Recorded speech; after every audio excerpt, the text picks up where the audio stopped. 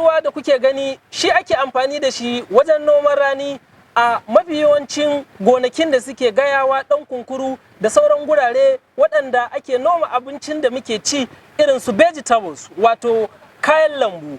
Idan da za a yi amfani da wannan shawara da aka bayar ta yin waste water treatment plant, za a samar musu da ruwa kyakkyawa, wanda wannan ruwa kyakkyawa zai taimaka wajen rage mafiya yawancin sinadarai da muke ta bayani waɗanda suke cutar da bil'adama.